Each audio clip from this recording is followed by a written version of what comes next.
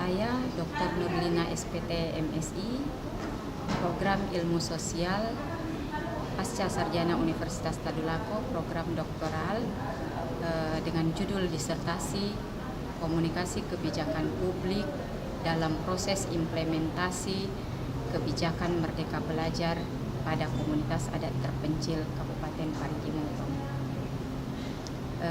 Dengan adanya hasil penelitian ini, saya berharap sesuai dengan filsafat ilmu bahwa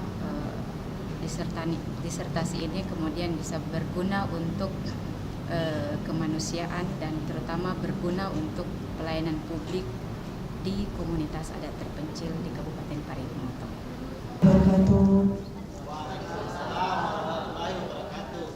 Selamat pagi, salam sejahtera bagi kita sekalian. Om Swastiastu, Namo Buddhaya, salam kebajikan. Puji dan syukur kehadirat Tuhan Yang Maha Esa.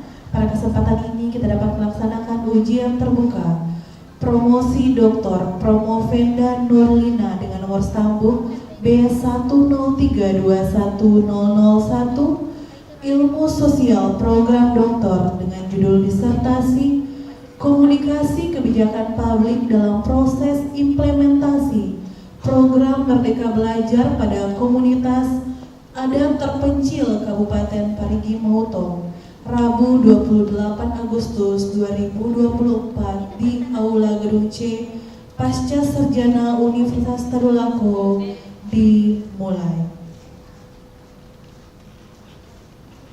Kami menyambut selamat datang hadirin tamu undangan sidang yang telah hadir pada kesempatan pagi hari ini. Seluruh tim penguji kami persilakan memasuki ruangan sidang dan mengambil tempat yang telah disediakan.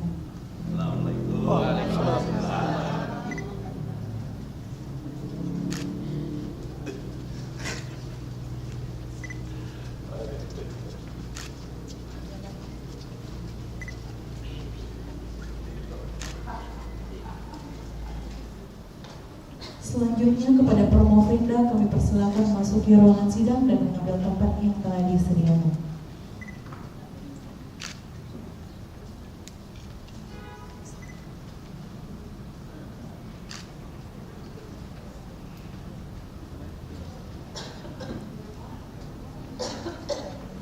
Ujian sidang terbuka promosi doktor akan dipimpin oleh Direktur Pasca Sarjana Universitas Tadulako dengan hormat Bapak Profesor Dr. Insinyur Adam Malik MSc Ibu Asia Engineer, kami persilakan.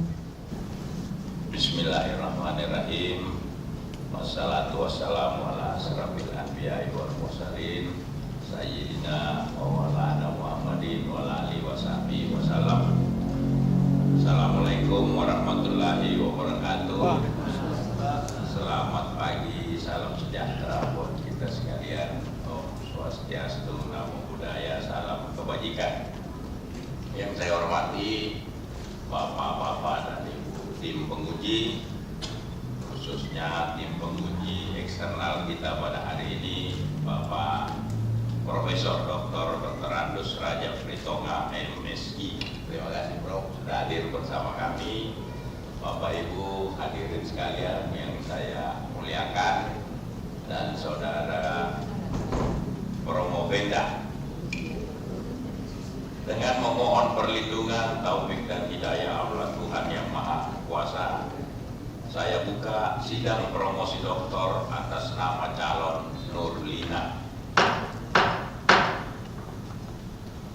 Sebelum kita melanjutkan acara ini, pertama saya mempersilahkan promotor dari saudari Promovenda untuk membacakan pertanggungjawaban akademik dari Promovenda. Silakan Prof.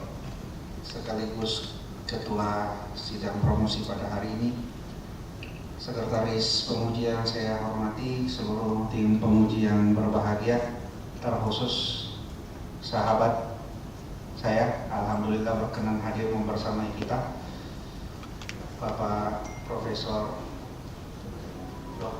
Dr. Andus Raja Pritonga MSI. Terima kasih Prof, baru tiba tadi pagi Beliau juga sekaligus koordinator program studi S3 Universitas Gunadarma Jakarta dan sekaligus wartawan senior yang hadir di tengah-tengah kita semua. Sekali lagi terima kasih Prof berkenan hadir membersamai kami.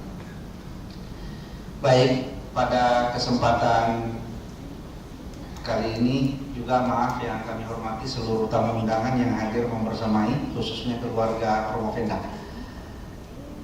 Izin menyampaikan pertanggungjawaban akademik Saudara Promovenda. Bismillahirrahmanirrahim. Assalamualaikum warahmatullahi wabarakatuh. Selamat pagi, salam sejahtera buat kita semua. Salam, Om Swastiastu, Namo Buddhaya, salam kebajikan. Mengiringi kita semua dengan doa, semoga sehat selalu dan dalam lindungan Yang Maha Kuasa. Amin ya rabbal alamin. Pimpinan sidang dan tim penyangga yang kami hormati, kami tim promotor Promovenda Saudari Nurlina yang terdiri dari Profesor Dr. Muhammad Khairil MSc MH sebagai ketua, Dr. Haja Fadlia Liwesigi Esos MSI sebagai anggota menyampaikan ucapan terima kasih. Izinkan kami terlebih dahulu menyampaikan pesan kami kepada Saudara Promovenda. Saudara Promovenda, sebentar lagi Saudara akan mempertahankan disertasi yang Saudara telah kerjakan. Sudah cukup kami tim promotor membimbing Saudari menyelesaikan disertasi sejak seminar usulan penelitian, ujian naskah disertasi, dan sekarang saatnya sidang promosi doktor. Kami berharap Saudari dapat mempresentasikan disertasi dengan baik kepada sidang yang terhormat, juga kepada hadirin para tamu undangan. Presentasi ini sebagai pertanggungjawaban akademik Saudari Promovenda dan kami sebagai tim promotor. Kami juga berharap dapat mempertahankan Saudari Promovenda dapat mempertahankan disertasi ini dengan baik sebagai karya ilmiah yang dapat Saudari banggakan dan pertanggungjawabkan baik secara keilmuan maupun guna laksana pada kehidupan di kemudian hari. Pimpinan dan anggota sidang promosi yang kami hormati, Promovenda lahir di Desa Baru, Kecamatan Sinjai Tengah, Kabupaten Sinjai pada tanggal 10 November 1974. Orang tua almarhum Bapak Senuang Siki dan Ibu Ite Mabed almarhumah menikah dengan Kuswandi, dikaruniai satu putra, Fatah Fansuri Mahaputra, dan satu putri, Faunia Nareswari Maharani. Apakah bapak dan kedua putri ada? Hadir? Iya. Putra putri hadir. Terima kasih. Baik, jenjang pendidikan mulai dari SD Negeri 60 Banyira, Kecamatan Sinjai Tengah, Kabupaten Sinjai, Provinsi Sulawesi Selatan, lulus 2 Juni 1987. SMP Negeri Manim Pahoy, Kecamatan Sinjai Tengah, Kabupaten Sinjai, Provinsi Sulawesi Tengah, lulus 2 Juni 1990. SMA Negeri 277 Sinjai, Kecamatan Sinjai Utara, Kabupaten Sinjai, Provinsi Sulawesi Selatan, lulus 29 Mei 1993. S1 jurusan Peternakan Universitas Tadulako, lulus 20 Februari 99 Universitas Tadulako, lalu kemudian lulus 10 Mei 2021. S2 program pasca sarjana Ilmu Administrasi Publik, lulus 4 April 2012. S3 program studi Ilmu Sosial, program doktoral pasca sarjana BKU Ilmu Komunikasi Universitas Tadulako 2021 dan insya Allah lulus 2024. Promovenda tercatat sebagai ASN pada pemerintah daerah Kabupaten Parigi Motong sejak 1 Desember 2023 sampai saat ini. Selanjutnya, kami serahkan Saudara Promovenda kepada sidang terbuka Senat Universitas. Semoga Universitas berkenan dengan promosi doktor untuk diuji. kami akan menerima segala keputusan dalam sidang yang terhormat ini atas performa akademik Promovenda serta kelayakan Promovenda mendapat gelar akademik tertinggi di Universitas Tadulako. Demikian pertanggungjawaban akademik singkat Saudara Promovenda. Selanjutnya kami serahkan ke Ketua Penguji. Terima kasih. Assalamualaikum warahmatullahi wabarakatuh. Terima kasih Bapak Profesor Dr. Muhammad Hairil MSc MH. Atas permohonan saudari, maka pada hari ini saudari akan mengikuti ujian promosi doktor dengan judul Penelitian Komunikasi Kebijakan Publik dalam Proses Implementasi Program Merdeka Belajar pada Komunitas Adat Terpencil Kabupaten Parigi Motong. Selanjutnya kami persilahkan saudari sekretaris untuk membacakan surat keputusan berkaitan dengan keabsahan sidang ujian terbuka promosi doktor pada hari ini. Silakan Bu Dr. Siti Heri Hasan. Bismillahirrahmanirrahim. Terima kasih Ibu Sidang atas kesempatan yang diberikan. Assalamualaikum warahmatullahi wabarakatuh. Yang kami hormati, yang amat besar Bapak Profesor Dr. Ismail Al-Mahdi MSc Presiden kami selaku sekretaris dan ujian terbuka promosi dokter untuk membacakan keputusan Direktur Pasca Sarjana Universitas Tadulako nomor 3491/UM8/12/KM/2020 tentang penetapan panitia ujian terbuka disertasi mahasiswa program studi ilmu sosial program dokter pasca sarjana Universitas Tadulako. Direktur Pasca Sarjana Universitas Tadulako membaca dan seterusnya, menimbang dan seterusnya, mengingat dan seterusnya, memutuskan menetapkan pertama mahasiswa peserta ujian disertasi di bawah ini nama Nurlina, stambuk B1032263, program studi ilmu sosial program dokter, judul penelitian komunikasi kebijakan publik dalam proses implementasi program Merdeka Belajar pada Komunitas Adat Terpencil Kabupaten Parigi Motong. Panitia pelaksana Ketua Profesor Dr. Insinyur Adam Malik MSc Ibu SIJ. Sekretaris Dr. Siti Heri Hasan MSc. Penguji eksternal Profesor Dr. Andes Rajab Utomo MSc. Penguji internal Dr. Ahmad Herman MSc. Penguji internal Dr. Intan Kurnia MSc. Promotor Profesor Dr. Muhammad Hairil MSc. Co-promotor Dr. Fadhia Lewasi SOS MSc. Penguji Dr. Ilyas Lampe SOS, penguji Dr. Ikhtiar Hamta SOS MH. Kedua, konsekuensi pembiayaan yang diperlukan atas diterbitkannya keputusan ini dialokasikan melalui sistem perhitungan pembayaran remunerasi sesuai dengan ketentuan peraturan perundang-undangan yang berlaku. Ketiga, keputusan ini berlaku terhitung mulai tanggal ditetapkan dengan ketentuan apabila di kemudian hari ternyata terdapat kekeliruan di dalamnya akan diadakan perbaikan sebagaimana mestinya. Ditetapkan di Palu pada tanggal 15 Agustus 2024, Direktur Pasca Sarjana Universitas Tadulako, Profesor Dr. Insinyur Adam Malik MSc Ibu SIJ. Tembusan kepada yang terhormat Rektor Universitas Tadulako sebagai laporan.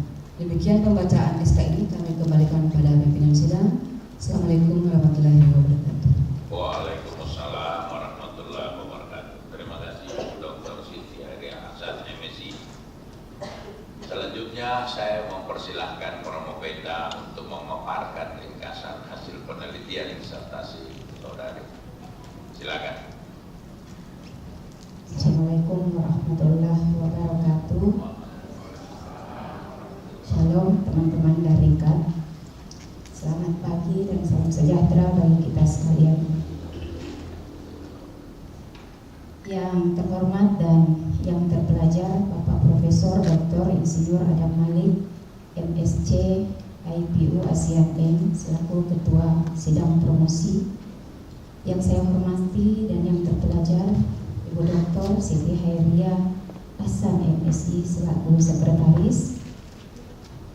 Yang saya hormati dan yang terpelajar, Bapak Profesor Dr. Andes Raja Pritonga MSI sebagai penguji internal, selamat datang di Palu, Prof. Hadirin sekalian, sidang promosi doktor yang saya hormati. Izinkan saya menyampaikan hasil penelitian saya dengan judul Komunikasi Kebijakan Publik dalam Proses Implementasi Program Merdeka Belajar pada Komunitas Adat Terpencil Kabupaten Parigi Motong.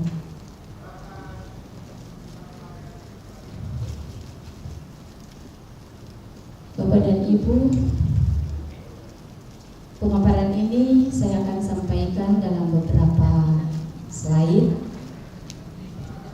Slide yang pertama adalah pendahuluan, kemudian nanti dari pendahuluan akan ada dasar teori disambung dengan metode penelitian dan hasil-hasil atau fakta penelitian yang ditemukan di lapangan, lalu kemudian ada novelty dan ditutup dengan kesimpulan dan rekomendasi.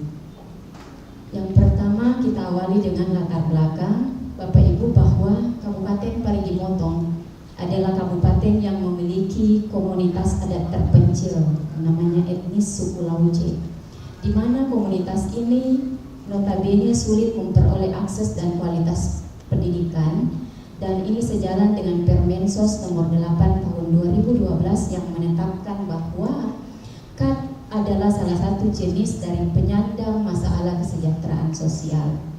Nah, pada tahun 2019, Menteri Nadiem Anwar Makarim itu menggulirkan program yang namanya Merdeka Belajar, dan hingga penelitian ini ditulis itu telah diluncurkan 22 episode, dan dalam penelitian ini kami menggunakan 6 episode. Sebagai efek dari program ini maka keluar SK nomor 034-H-KR-2022 tentang Satuan Pendidikan Pelaksana Implementasi Kurikulum Merdeka. Nah, sejumlah 83 PAUD di Parigi Motong, 295 SD dan 28 SMP itu menjadi sekolah pelaksana kurikulum. Tetapi tidak ada di antara sekolah-sekolah ini yang berasal dari komunitas adat terpencil, di mana data Kabupaten Parigi Motong menyatakan bahwa ada 99 satuan pendidikan terpencil dengan 368 gurunya yang mengabdi di sana. Lalu kemudian ada keputusan Ditjen PAUD, Diktas dan Dikmen nomor sekian itu tentang penetapan satuan pendidikan pelaksana program sekolah penggerak angkatan 3. Terdapat 14 satuan pendidikan yang ditetapkan menjadi sekolah penggerak, tapi lagi-lagi tidak ada dari komunitas adat terpencil. Lalu kemudian ada pengumuman hasil seleksi calon peserta pendidikan guru penggerak angkatan 1 nomor 4312-B.B4-GT-2020. Itu terdapat 44 guru di Kabupaten Parigi Motong yang ditetapkan sebagai guru penggerak, tetapi tidak ada juga dari komunitas adat terpencil. Dari fakta-fakta ini, penulis meyakini bahwa komunikasi publik itu adalah pintu utama untuk efektifnya dan untuk memperluas akses dan meningkatkan kualitas pendidikan di komunitas adat terpencil. Nah, berdasarkan latar belakang itu, kemudian dirumuskan masalah bahwa bagaimana sih komunikasi kebijakan publik dalam proses implementasi program Merdeka Belajar pada komunitas adat terpencil di Kabupaten Parigi Motong, dengan tujuan penelitian bahwa ingin menganalisis proses komunikasi kebijakan publik dalam implementasi kebijakan Merdeka Belajar pada KAT suku Lauce di Kabupaten Parigi Motong. Ada 2 teori yang melandasi penelitian ini. Kami mengelaborasinya. Yang pertama adalah teori dari Harold Dwight Laswell. Itu beliau menyampaikan bahwa komunikasi itu melibatkan 5 unsur utama, yaitu sumber informasi, kemudian isi pesan, lalu saluran yang digunakan, penerima pesan, dan bagaimana kemudian efek pesan itu ditimbulkan. Ini akan dielaborasi karena ini adalah implementasi Merdeka Belajar, mengambil teori kebijakan Charles Edward Tree yang mengatakan bahwa implementasi itu dipengaruhi oleh yang pertama adalah komunikasi, kemudian sumber daya, disposisi implementer, dan struktur birokrasi.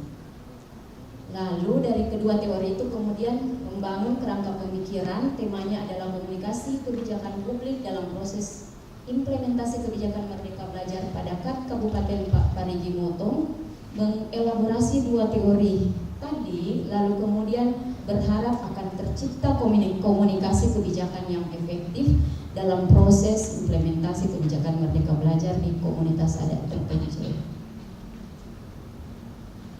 Berikutnya adalah metode penelitian. Dengan kondisi yang cukup sensitif di komunitas adat terpencil, maka penelitian ini adalah penelitian kualitatif dengan studi kasus, karena di sana ada beberapa satuan pendidikan dengan kasus yang berbeda. Nah, lokasi penelitian itu ada di Kecamatan Pinombo.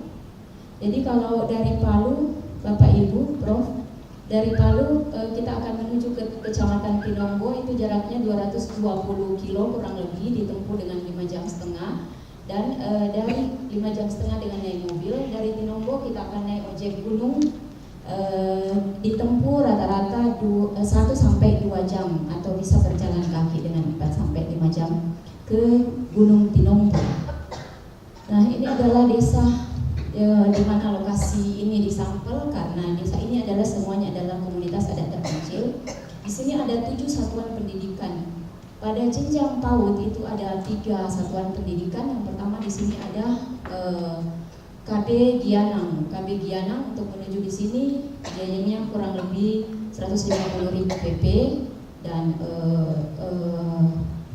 di sini terdapat TK yang dibangun oleh desa. Lalu kemudian satu lagi di kurang lebih di sekitar sini, ini adalah KB Merdeka Ogopuyo. Ini dilakukan oleh gabungan dari beberapa yayasan. Lalu kemudian kurang lebih di sini itu ada namanya Dusun Bolo, ada TK Anak Terang Bolo di wilayah ini. Dan pada jenjang SD itu di sini ada SD Al-Hayat Terpencil Gianang di Dusun Gianang. Lalu ada di ujung sana, kalau menuju ke sini ini 2 jam lebih, ini ada SDK Terpencil Babong. Dan kemudian untuk pendidikan kesetaraan itu ada 2, yaitu PKBM Mahkarya, itu berkiprah di Dusun Ogopuyo dan di Dusun Gianang. Lalu kemudian ada PKBM Ya Pintar, Yayasan Pancar Cinta Nusantara.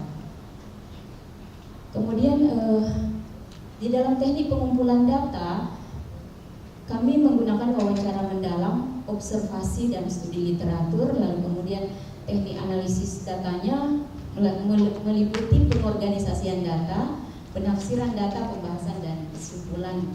Lalu kemudian karena ini komunitas adat terpencil, kami melakukan upaya-upaya untuk meningkatkan kualitas penelitian. Upaya yang pertama adalah pemahaman bagaimana konteks budaya dan sosial komunitas adat terpencil untuk memahami bagaimana mengambil data yang cukup valid. Lalu kemudian kami membuat partisipasi komunitas. Sini teman-teman komunitas membantu dalam pengumpulan data. Lalu kemudian ada kepatuhan terhadap etika penelitian, dan ada analisis kontekstual dalam penyampaian hasil. Bapak dan Ibu, kita melihat bagaimana hasil penelitian. Yang pertama, gambaran profil suku Lauji. Jika diizinkan, saya akan menyampaikan sebentar dalam bentuk video setelah akhir dari pemaparan ini tentang gambaran profil suku Lauji. Hasil berikutnya adalah tentang komunikasi pendidikan. Pertama, melalui komunikasi kebijakan Merdeka Belajar.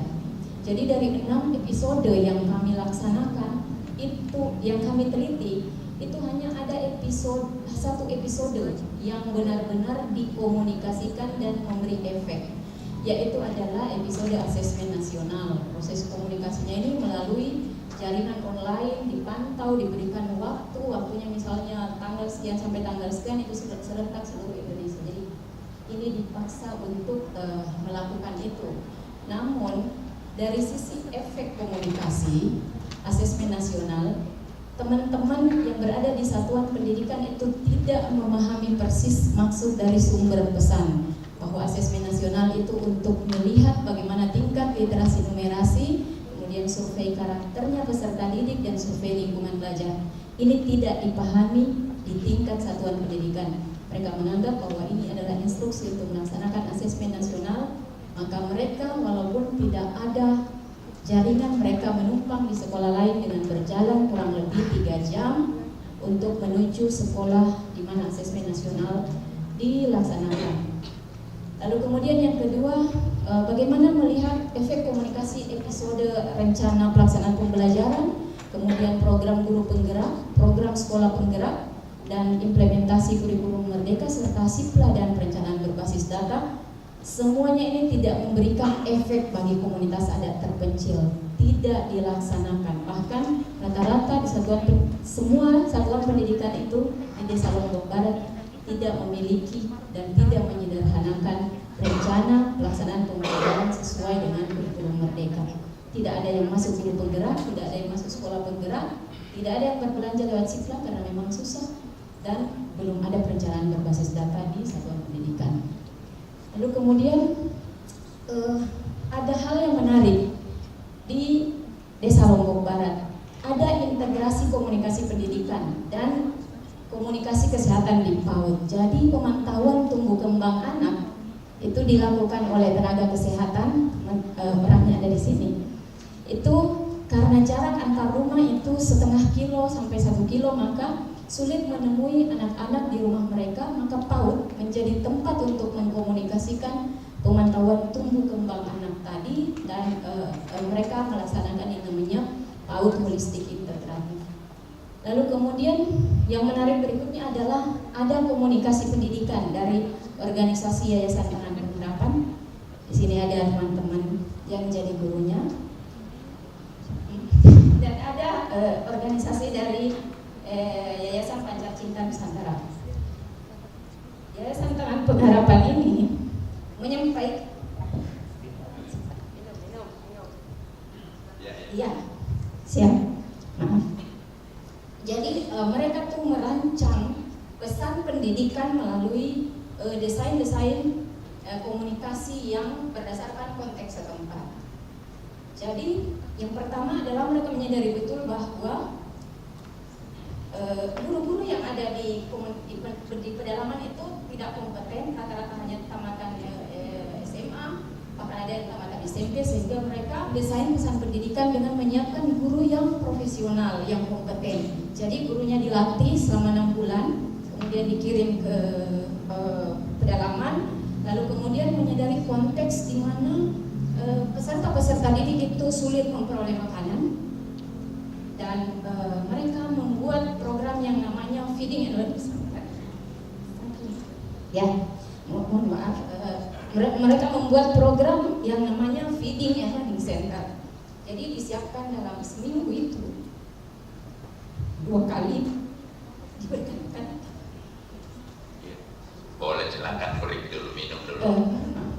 Iya.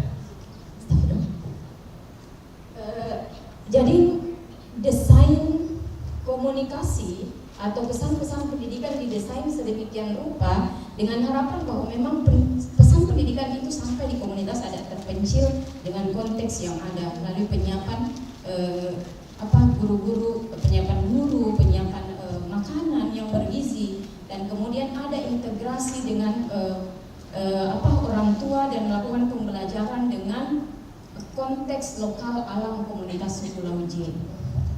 Hasil penelitian ini menyimpulkan bahwa ini adalah sebenarnya best practice atau praktik baik yang membungkus pendidikan dengan kondisi-kondisi lokal sehingga harapannya pesan itu tersampaikan. Juga di sana ada Yayasan Pancar Cinta Nusantara. Yayasan Pancar Cinta Nusantara juga ini mengirimkan pesan-pesan pendidikan, tapi dibungkus atau didesain dengan pesan spiritual.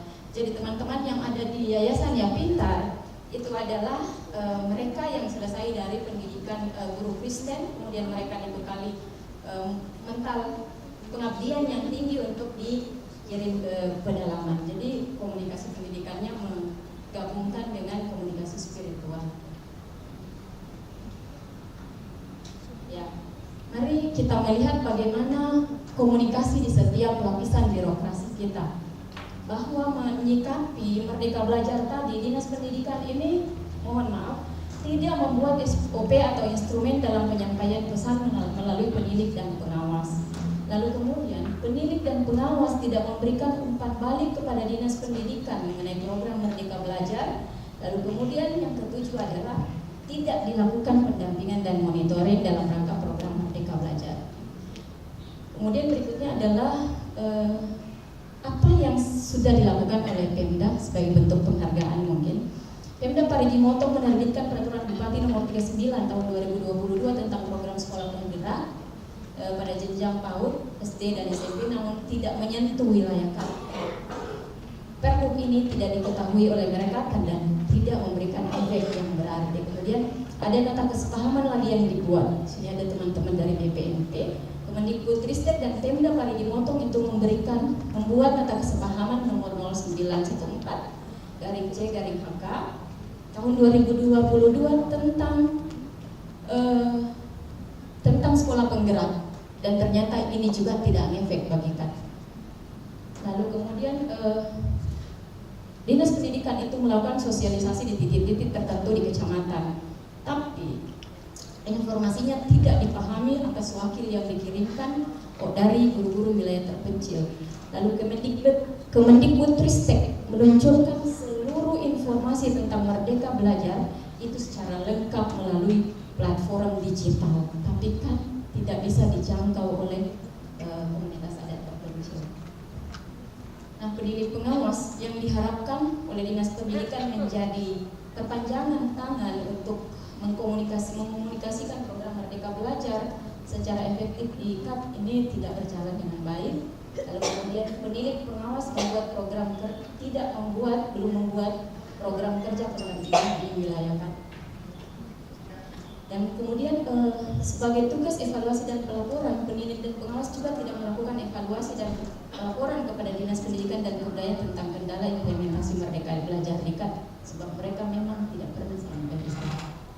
Jadi, hasil penelitian implementasi yang pertama, asesmen nasional satu-satunya episode yang dilaksanakan, 5 atau 6 episode lainnya itu tidak dilaksanakan di wilayah KAP.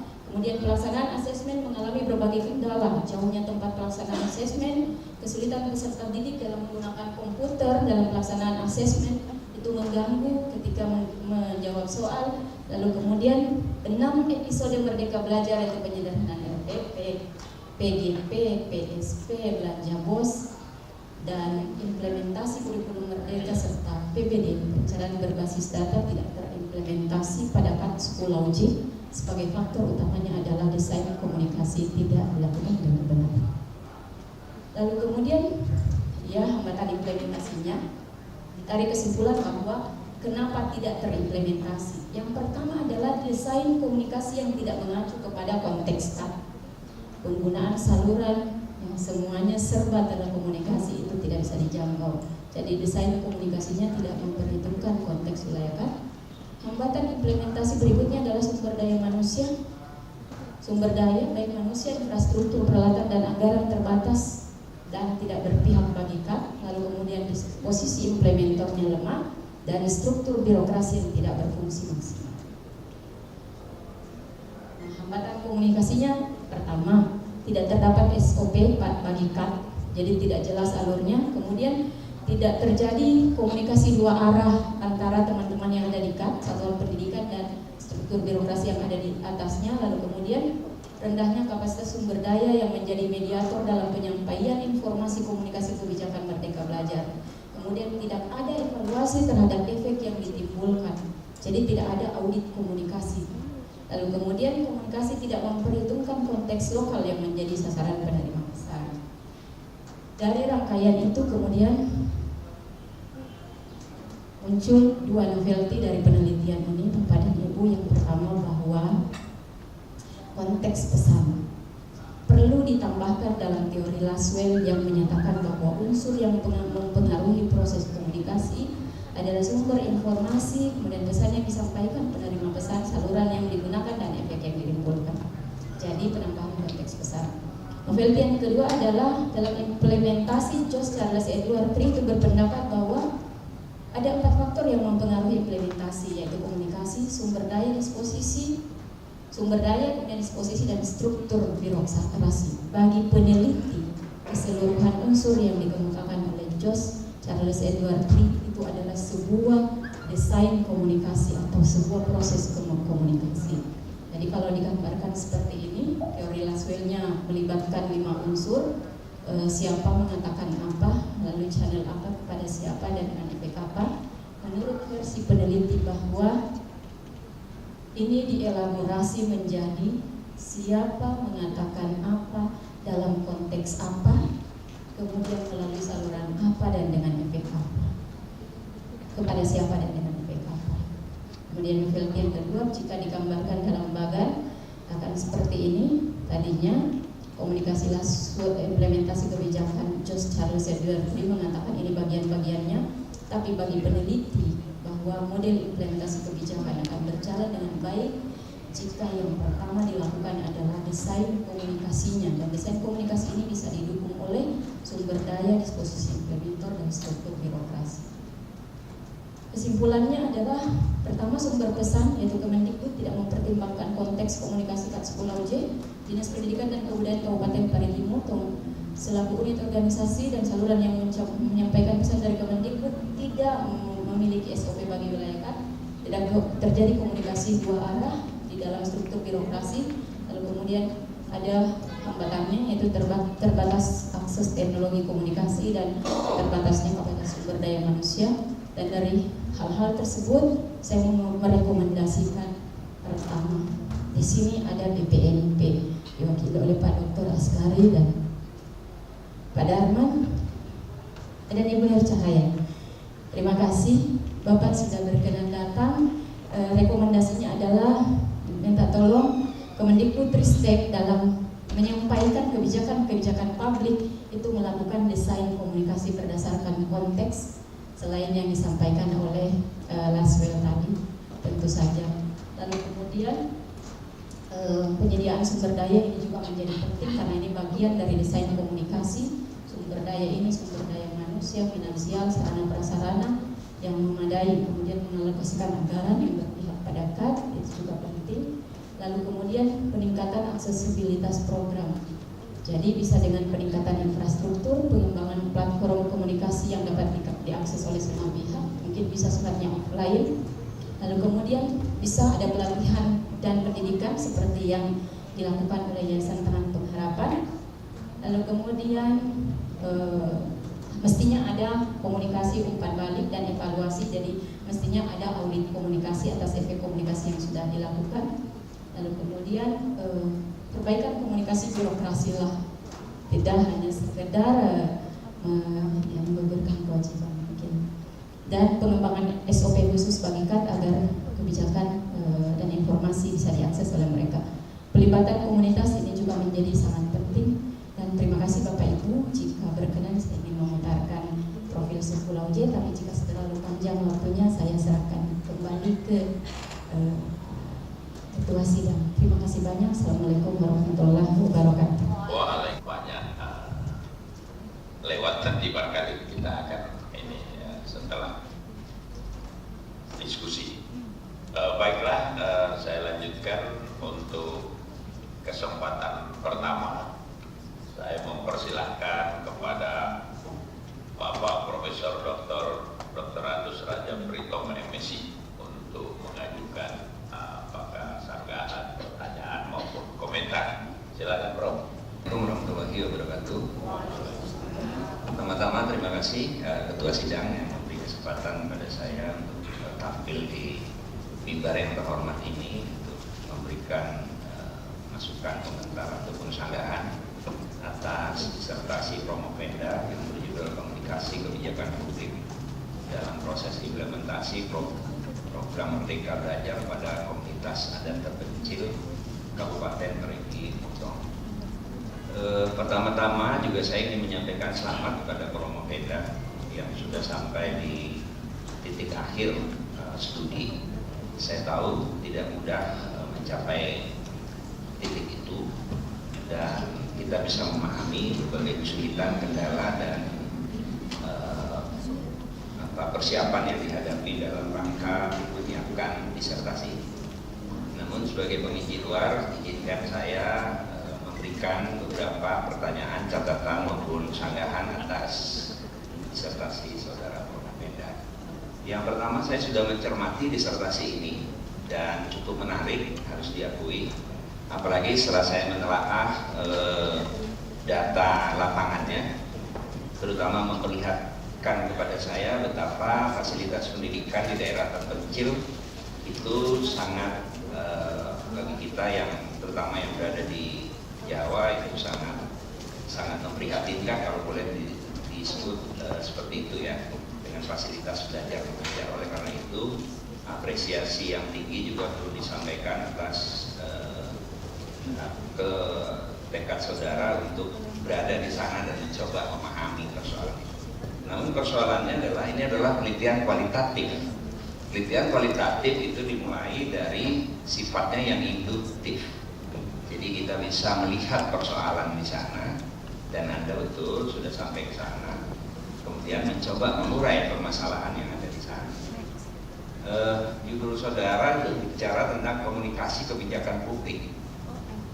Ya, dan di sini saya mencermati disertasi ini, ya, teori tentang kebijakan publik itu rasanya masih perlu ditambahkan karena terlalu, ya maaf ya kalau terlalu dangkal ya, karena saya tidak menemukan apa yang Anda maksud dengan komunikasi kebijakan publik. Meskipun banyak sekali catatan ataupun kata-kata yang dikutip terkait dengan komunikasi kebijakan publik. Saya mencatat ada 72 lebih kata tentang komunikasi kebijakan publik. Dan di sini saya tidak menemukan apa yang dimaksud dengan kebijakan publik secara menyeluruh, secara integral. Perlu dipahami ini adalah disertasi ya. Mungkin kalau levelnya masih skripsi saya bisa memahami, tapi kalau disertasi tentu berbeda ya. Dia harus melihatnya helikopter view dari atas, dan tadi karena ini kualitatif harus induktifnya muncul. Nah, sayangnya di sini teori kebijakan publik ataupun konsep itu tidak muncul ya. Padahal ini adalah poin utama yang akan diteliti. Ya. Kemudian pertanyaannya kemudian adalah apa yang Anda maksud dengan komunikasi kebijakan publik itu? Itu penting untuk mencari, bahkan bila perlu merunut sampai ke atas akar filosofisnya. Anda akan menjadi doktor PhD ya, atau dalam bahasa Inggrisnya philosophy of doctor, doktor filsafat. Anda akan menjadi doktor filsafat. Mungkin di dalam disertasi Anda ini saya boleh mengartikan doktor filsafat di bidang ilmu komunikasi kebijakan publik, ya kan? Anda akan menjadi ahli di situ. Anda akan menjadi rujukan. Disertasi Anda nanti akan menjadi rujukan kalau orang berbicara tentang komunikasi publik. Oleh karena itu perlu dirunut. Ini siapa filosofisnya? Ya, siapa yang menemukan? Kenapa dia begitu? Ya itu seperti itu. Jadi saran saya nanti mungkin itu kalau nanti ditanggapi silakan. Apa itu dimaksud dengan kebijakan publik? Kemudian yang kedua, memang Anda menyebut ada model implementasi kebijakan publik, tapi model implementasi kebijakan publik, bukan model komunikasi kebijakan publik. Ya, Anda menggunakan teori, ya teorinya Lasswell ya, Harold Lasswell. Ini model komunikasi sebetulnya, bukan teori. Dia adalah model komunikasi linear. Ya, model komunikasi linear yang kita harus tahu Lasswell ini itu adalah ahli politik. Bahwa dia kemudian ahli komunikasi ya. Tapi riset-riset dia itu adalah riset-riset tentang politik. Dan heavy-nya adalah propaganda. Ya. Dan kuantitatif. Nah, Anda sekarang nyebrang ke kualitatif. Nah, ini pertanggungjawaban akademiknya seperti apa ini ya. Jadi itu, dan kalau kita merujuk ke studi-studinya Lasswell, dia menyatakan bahwa komunikasi tadi Anda sudah sampaikan, ya ada source, ada message dan seterusnya itu ya. Model komunikasi ini sebenarnya model komunikasi dasar. Yang kalau kita runut sebetulnya dalam ilmu komunikasi ada 3 model komunikasi dasar itu. Ya, model linear, interaksional, sama transaksional. Nah, ini di mana Anda mau fokuskan penelitian Anda ini? Ini penting juga supaya Anda tidak lari ke sana kemari. Ya, toh. Oleh karena itu, saya ingin mengatakan kaitannya tadi dengan studinya Laswell ini. Laswell ini kan who says what in what channel, to whom, with what effect. Jadi studi-studi yang dilakukan oleh Laswell itu dia bicara tentang who, dia merujuk pada penelitian-penelitian tentang who, ya, tentang studinya adalah studi control studies, atau says what itu nanti content analysis, ya ada di situ. In what channel dia merujuk pada media-medianya, studi-studinya di situ. To whom-nya audience analysis, ya kan? Dan with what effect itu adalah efek analisa. Dari penjelasan saudara Promovenda tadi, saya menangkap studi Anda ini adalah studi efek. Novelty yang saudara sampaikan tadi itu sebetulnya sudah dibahas oleh Braddock. Ya, Braddock itu mencermati modelnya si Laswell ini, Harold Laswell ini. Dia mempertanyakan model Laswell ini efeknya tidak dibahas. Dia tidak membahas efek, dia hanya menyampaikan ada efek, gitu ya. Dan kemudian Braddock ini menambahkan, ya modelnya dia itu dia kritiki. With what efeknya itu ditambahkan dengan yang kita kemudian disebut sebagai efek feedback, ya, disebut feedback. Apa feedback itu? Di situ dipahami dengan under what circumstances-nya, apa keadaannya, what for purpose, dan with what effect. Ini kritiknya Braddock terhadap teorinya atau modelnya Laswell.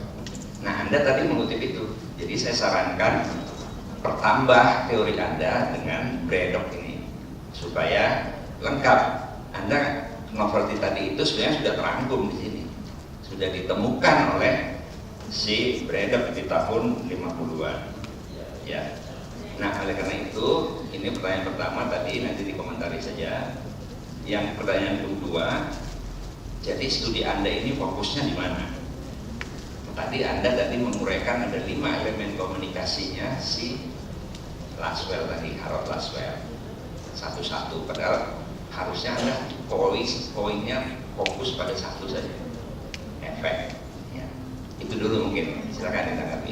Saya ingin mengomentari bahwa memang penelitian-penelitian efek saya membacanya juga kebanyakan adalah kuantitatif, namun tidak menjadi sesuatu yang tidak boleh dikualitatifkan dengan alasan bahwa pertama rasanya sangat sulit bagi peneliti untuk menggali lebih dalam kondisi sensitivitas yang ada di komunitas adat terpencil, di mana mereka untuk berkomunikasi verbal saja itu susah, sehingga memang mesti menggunakan wawancara mendalam dengan meneliti beberapa kasus di lokasi penelitian itu. Maka dengan mempertimbangkan itu semua dan ingin melihat efek komunikasi tadi, maka saya memutuskan untuk menggunakan metode kualitatif. Jadi metode kualitatif digunakan dengan alasan bahwa studi kasus lebih tepat pada wilayah komunitas adat terpencil dengan kondisi yang sensitivitasnya tinggi, kondisi yang kasusnya berbeda-beda dan perlu penggalian yang lebih dalam secara perasaan dan empati. Lalu kemudian tadi pertanyaannya mungkin adalah difokuskan kemana, bahwa determinannya adalah komunikasi kebijakan publiknya, komunikasinya yang menjadi fokus, bahwa kebijakan-kebijakan publik itu meliputi formulasi masalah yang ada di lapangan, kemudian formulasi kebijakan, lalu kemudian penetapan kebijakan dan implementasi, lalu evaluasi kebijakan. Kemudian peneliti memfokuskan bahwa seperti apa komunikasi kebijakan publiknya di sesi implementasinya, sehingga dengan demikian harapannya bisa memberikan saran atau rekomendasi atau efek yang baik bagi pemerintah daerah dalam meningkatkan kualitas pendidikan di Parigi Motong. Sebab Parigi Motong itu secara angka rata-rata lama sekolah ranking 1 dari bawah di Sulawesi Tengah, secara harapan sekolah ranking 9 dari 13 kabupaten kota, sehingga harapannya dengan kualitatif ini mengerti lebih dalam itu bisa memberikan rekomendasi yang cukup valid bagi kemanusiaan atau bagi ASN adalah berakhlak, berorientasi pada pelayanan publik, sehingga itu yang membuat peneliti fokusnya di mengambil penelitian kualitatif dan fokusnya adalah di komunikasinya, sebab komunikasi ini menjadi pintu utama di dalam mengakses segala hal.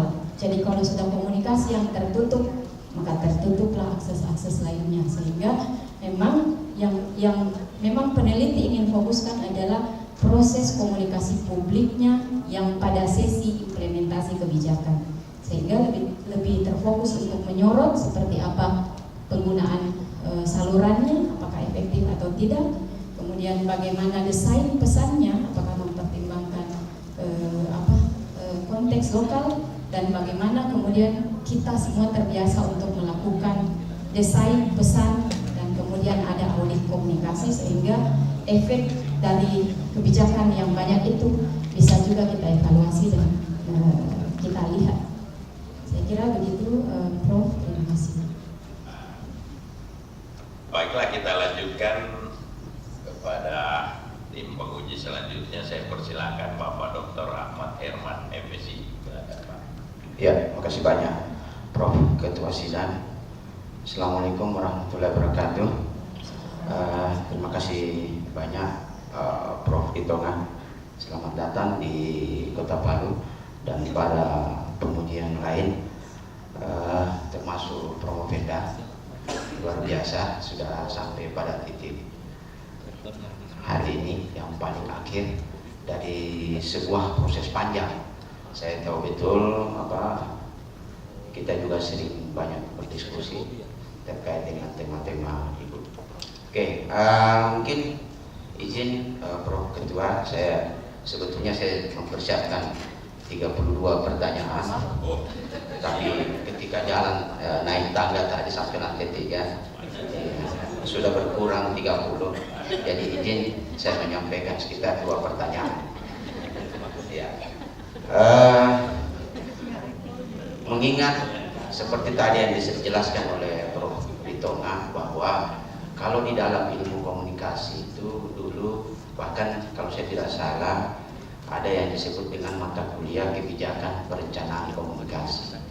Itu kalau yang kami kenal tempo hari, kebijakan perencanaan komunikasi atau kapita selekta komunikasi. Tapi mungkin saya tidak mau lagi berdebat tentang itu. Saya mungkin hanya sekedar hampir sama dengan Pak Prof. Jadi membaca disertasi Ibu, di situ ada 2 teori yang Ibu gunakan, yaitu Harold de Lasswell dan Edward Tree. Nah, pertanyaan saya yang pertama, Promopenda, yaitu jelaskan kembali atau dengan bahasa yang sangat sederhana, bagaimana Ibu melihat irisan antara Harold de Lasswell dengan Edward Tree dalam konteks epistemologi ilmu komunikasi. Silakan. Izin memberi pendapat bahwa irisan antara 2 tokoh politik ini, walaupun kemudian Lasswell dinobatkan menjadi bapak komunikasi, kedua-duanya bergerak di bidang politik, lalu kemudian banyak mengawal kebijakan-kebijakan, terutama untuk Edward Tree. Itu banyak meneliti tentang bagaimana Presiden Amerika membuat kebijakan-kebijakan yang berdampak dan bermanfaat. Lalu keduanya adalah ahli politik yang kemudian bertemunya sama-sama memandang bahwa komunikasi adalah hal yang paling penting di dalam sebuah kebijakan publik. Dan oleh karena itulah kemudian Lasswell dinobatkan sebagai bapak komunikasi, karena meskipun beliau adalah ilmu politik, tapi menyadari betul bahwa komunikasilah yang menjadi faktor utama yang bisa kebijakan-kebijakan politik itu kemudian bermakna bagi masyarakat. Lalu kemudian Charles Edward Tree itu juga sepakat bahwa di dalam teori implementasi kebijakannya itu beliau menempatkan komunikasi sebagai faktor pertama di dalam keberhasilan dari sebuah implementasi kebijakan. Jadi dalam penelitian ini kemudian berdasarkan novelty yang tadi kami sampaikan bahwa kesamaan pandang antara Harold Laswell dan dengan Edward Tree itu adalah sama-sama menyadari bahwa komunikasi begitu penting di dalam pelayanan publik. Jadi kesamaan pandangnya atau irisannya ada di komunikasi itu adalah kunci utama untuk berhasilnya sebuah kebijakan, terutama berhasilnya sebuah implementasi. Saya kira begitu Pak Dokter. Saran saya juga begini, Bu Nurlina Promopenda, nanti minta tolong. Jadi teorinya Laswell itu ketika Ibu menyebutkan channel itu kan sebetulnya saluran. Jadi kalau kita memahami dengan baik Harold Laswell itu tidak pernah menyebut media, hanya orang yang kemudian menginterpretasikan itu media. Nah, saluran yang dimaksudkan oleh Harold Laswell itu sebetulnya itu bisa bermacam-macam. Bisa saluran komunikasi massa, bisa saluran komunikasi antar pribadi, dan seterusnya. Betul yang bilang Pak Prof bahwa ini adalah teori-teori yang sangat klasik kalau dalam bidang ilmu komunikasi. Oke, sebelum ke pertanyaan kedua, nanti Ibu tolong perbaiki juga, termasuk ada satu yang mengganggu dalam disertasi ini, yaitu bahasa Inggris content is the king. Apakah content is the king itu berarti isi yang utama atau isi yang berkualitas? Itu. Jadi karena di sini ada beberapa persinggungan antara isi yang utama atau isi yang berkualitas. Terakhir pertanyaan saya adalah karena sesaat lagi kan Ibu akan dikukuhkan menjadi doktor di bidang S3 ilmu sosial, bidang kajian utama ilmu komunikasi. Nah, bisakah Ibu memberikan sama saya gambaran bagaimana implikasi aksiologi kemudian dikaitkan dengan temuan dari risetnya Ibu Promopenda? Silakan. Filsafat ilmu kan pada ujungnya kalau menurut Paulo Freire itu adalah seorang filsafat pendidikan. Beliau mengatakan bahwa ujung dari sebuah ilmu adalah kesadaran untuk kemanusiaan. Makanya teori-teori Paulo Freire itu mewarnai teori komunikasi pendidikan, bahwa dari novelty yang kemudian kami sampaikan tadi itu harapannya bahwa sekiranya bisa menjadi makna terutama bagi komunitas adat terpencil. Jadi ujungnya adalah kita sama-sama menyadari baik di sisi penerima pesan atau terutama pemberi pesan bahwa sebuah desain kebijakan publik yang harus disertai dengan desain komunikasi itu harusnya mempertimbangkan kebermanfaatan, dan kebermanfaatan itu akan terjadi bila disesuaikan dengan konteks penerima pesan. Jadi temuan-temuan ini diharapkan akan ada gunanya untuk penyadaran dan kemanusiaan, dengan menyadari bahwa tadi desain komunikasi itu begitu penting untuk mendapat efek yang diharapkan dari sebuah kebijakan. Saya kira begitu. Assalamualaikum warahmatullahi wabarakatuh. Baiklah, selanjutnya saya persilakan kepada Ibu Dr. Intan Kurnia, MSc. Silakan. Pimpinan sidang, tim penguji yang saya hormati, dan Promopenda tentunya juga serta yang hadir dalam ujian promosi ini. Ya. Saya akan coba menggali secara teoretik, tentunya dari aspek disiplin ilmu saya di kebijakan publik. Judul saudara adalah terkait dengan komunikasi kebijakan publik, ya. Dalam proses implementasi program Merdeka Merdeka Belajar. Saya menyoroti terkait penggunaan teori Edward, ya, karena dari hasil atau temuan yang Provenda dapatkan itu memang nampaknya sulit sekali menemukan atau teori bisa dijadikan sebagai pisau analisis untuk mendapatkan apa sebenarnya komunikasi publik, ya, atau kendala-kendala dalam implementasi Merdeka Belajar. Mengapa? Karena teori yang digunakan, ya, teori Edward itu adalah teori yang sifatnya top down. Teori-teori top down itu bisa digunakan untuk, ya, melihat atau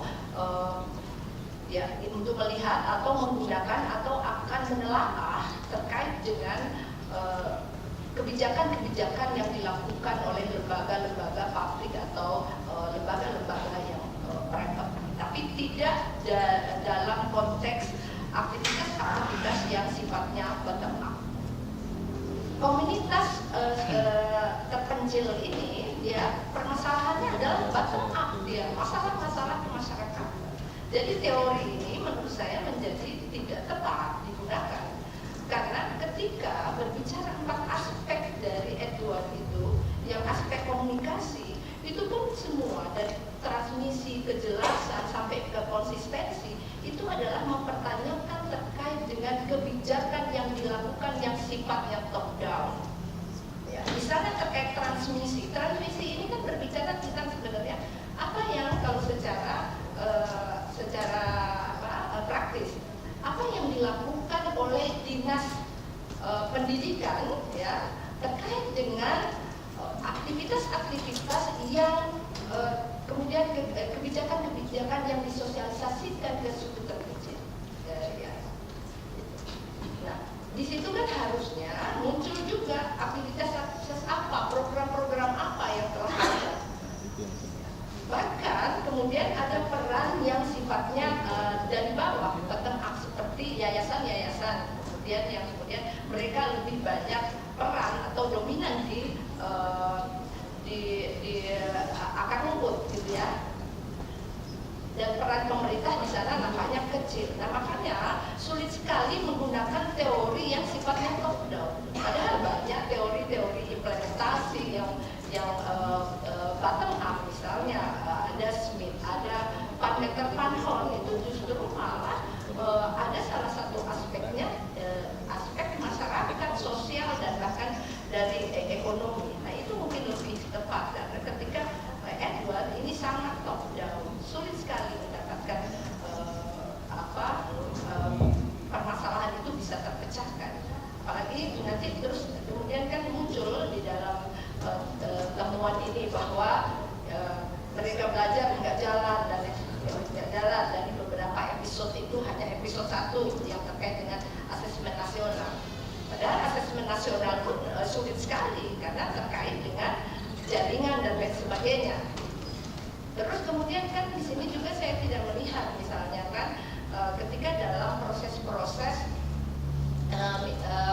episode 5 yang terkait dengan guru dan sekolah penggerak, yang ada kan tiba-tiba muncul bahwa tidak pernah dilibatkan, tapi tidak ada cerita apa aktivitas atau pemerintah, kebijakan apa yang sudah dilakukan oleh pemerintah terkait dengan episode 5 itu, terkait guru penggerak, sekolah penggerak. Jadi kan tidak tiba-tiba muncul, tidak dilibatkan. Mengapa tidak dilibatkan?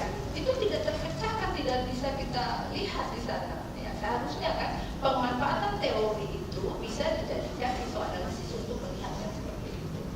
Bahkan program-program yang sudah dilakukan oleh dinas pendidikan terkait dengan treatment card itu sendiri, karena memang di Kabupaten Parigi Mutong ini menjadi hal yang sangat memprihatinkan, bahkan karena animo untuk belajar dan lain sebagainya sangat rendah, akhirnya kan ada kebijakan bupati sendiri terkait dengan memberikan beasiswa Ya, pemerintah daerah itu kan memberikan beasiswa ke suku terasing ini. Bahkan itu ada kerjasamanya dengan UNTAD. Mereka disekolahkan, dikuliahkan di sini, dibiayai oleh.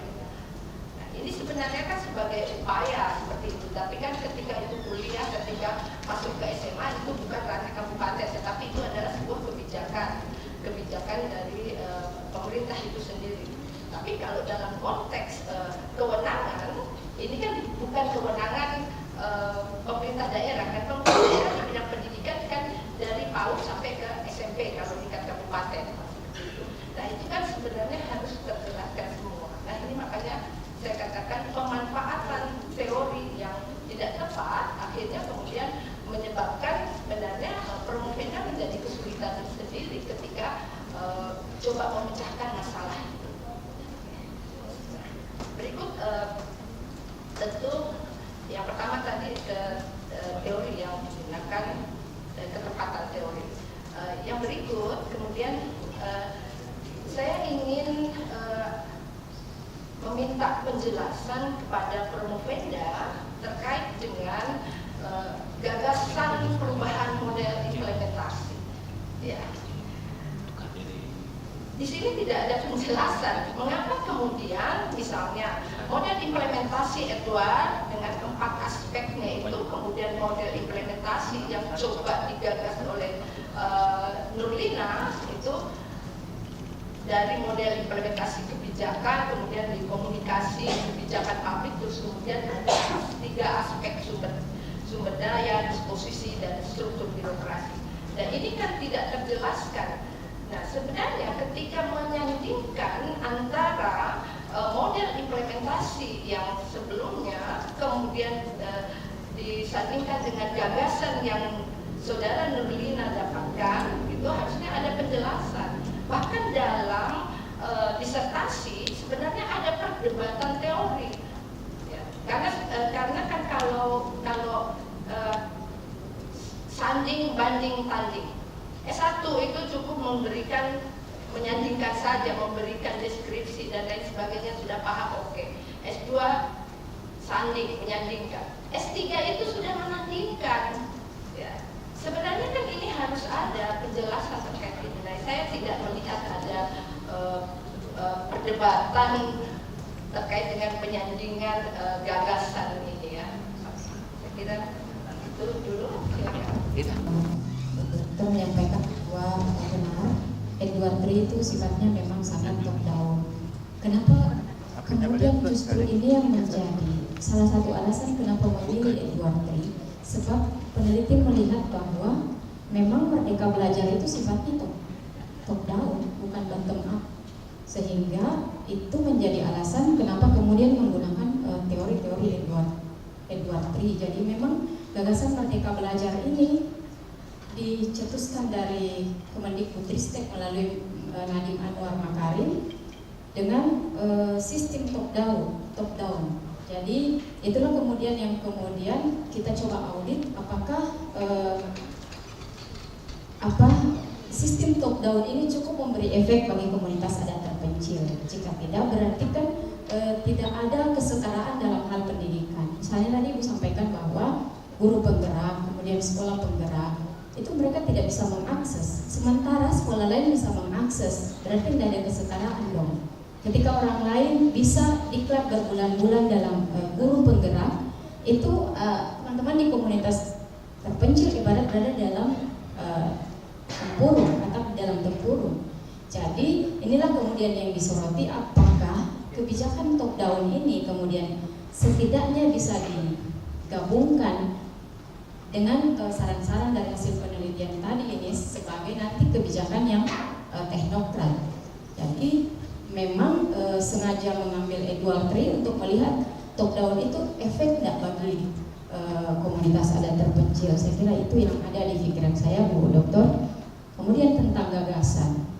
Gagasan yang kedua, novelty yang kedua tadi seperti bisa dilihat di sini bahwa sebagai orang komunikasi saya melihat bahwa ketika tahapan implementasi itu akan dilakukan, maka yang terpenting adalah desain komunikasinya. Makanya saya meletakkan seperti ini bahwa komunikasi kebijakan publik perlu diperhatikan untuk bisa mendapatkan implementasi sesuai dengan harapan. Jadi ketika desain komunikasi itu benar-benar dilakukan, misalnya kemudian ketika Kemendikbudristek melakukan desain komunikasi dengan peluncuran ke seluruh media sosial tentang 22 episode Merdeka Belajar, kita berharap bahwa Dinas Pendidikan itu bisa melakukan redesign kembali atas komunikasi publik yang sedang ada. Karena Dinas Pendidikan atau pemerintah daerah itu harusnya adalah organisasi yang paling mengetahui bagaimana lokasi yang ada di daerahnya, sehingga dengan mengetahui tentang efek dari sebuah desain komunikasi, itu Dinas Pendidikan mungkin bisa meredesain kembali apa yang didesain oleh Kemendikbudristek. Misalnya ketika harus asesmen nasional mereka jalan dan harus menggunakan laptop, apakah tidak bisa mereka di asesmen literasinya, kemudian karakternya dan surveinya dengan cara offline, atau ada cara-cara lain yang mungkin memudahkan bagi mereka, tetapi ukuran-ukuran yang dikehendaki itu tadi tetap bisa ditemukan. Jadi mungkin begitu Pak, begitu Bu Dokter. Jadi kemudian saya mengakui bahwa apa yang disampaikan oleh Edward Tri itu yang mempengaruhi, faktor yang mempengaruhi sebuah implementasi kebijakan. Beliau mengatakan bahwa ada sumber daya, ada disposisi implementer dan struktur birokrasi. Mohon maaf, izin tidak menyampaikan analisanya. Pertama, sumber daya. Sumber daya ini manusia, sumber daya manusia yang pertama. Sekiranya sumber daya manusia memiliki kapasitas yang baik di Dinas Pendidikan misalnya, maka tadi bisa diredesain kembali agar efeknya bisa lebih baik. Kemudian sumber daya peralatan misalnya, itu adalah elemen-elemen atau faktor yang menjadi bagian dari sebuah desain komunikasi. Sumber daya anggaran itu adalah elemen yang menjadi faktor pendukung. Oke. Tap Kurnia, MSI. Selanjutnya saya persilakan kepada Bapak Dr. Ikhtiar Hatta, SOS MU. Silakan Pak. Baik, terima kasih banyak Prof atas kesempatan yang diberikan. Ya. Bismillahirrahmanirrahim. Assalamualaikum warahmatullahi wabarakatuh. Dan selamat siang. Ucapan selamat tentunya untuk Ibu Nurlina Romopenda yang sudah memasuki tahapan yang menyebarkan saat ini yang sesuatu yang sangat dinantikan oleh seorang mahasiswa S3 pada fase seperti ini.